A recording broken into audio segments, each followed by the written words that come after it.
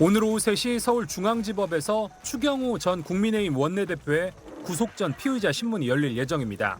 내란 특검팀은 추 전 원내대표에게 내란 중요 임무 종사 혐의를 적용했습니다.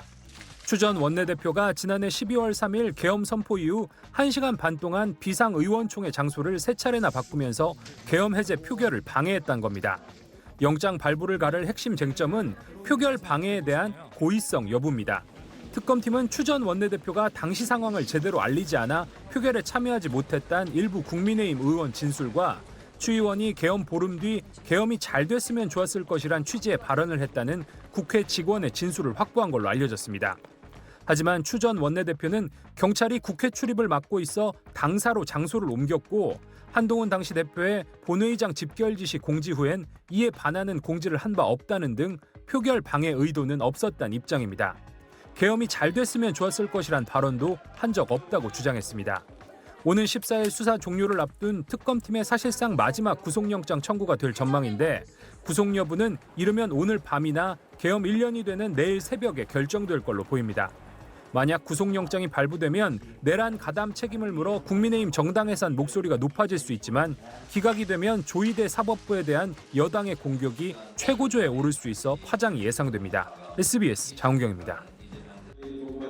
범여권 주도로 어제 국회에서 체포동의안이 통과된 국민의힘 추경호 의원에 대한 구속 전 피의자 신문 일정이 오늘 확정됐습니다. 나흘 뒤인 다음 달 2일로 12상 비상계엄 1주년 하루 전입니다. 민주당은 추 의원이 구속된다면 국민의힘을 향한 위헌정당 해산 목소리가 높아질 거라고, 반대로 구속이 안 된다고 해도 후폭풍이 거셀 거라고 했습니다. 만약 추경호 의원 구속 영장이 기각되면 그 화살은 조희대 사법부로 향할 것입니다.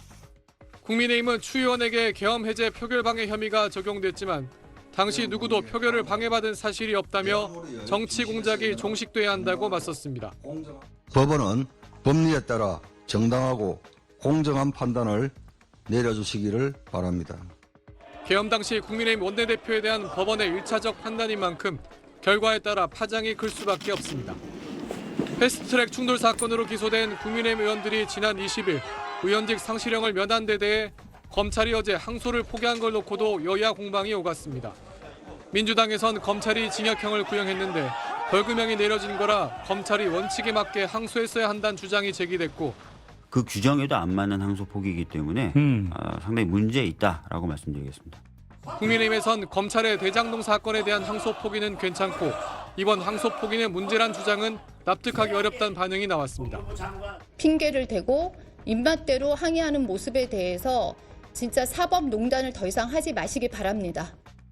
검찰의 항소 포기와 관련한 국회 국정조사를 법제사법위원회에서 열자는 민주당 안을 국민의힘이 수용했지만 국민의힘이 조건으로 내건 나경원 의원 법사위 야당 간사 선임 등에 민주당이 반대하면서 오늘도 국조 실시는 합의되지 않았습니다.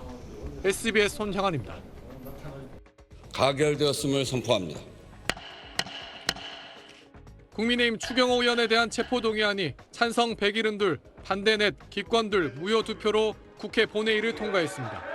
앞서 내란특검은 12.3 계엄 선포 직후 당시 여당인 국민의힘의 원내대표였던 추 의원이 국회 계엄 해제 표결을 방해한 혐의가 있다며 지난 3일 구속영장을 청구했습니다.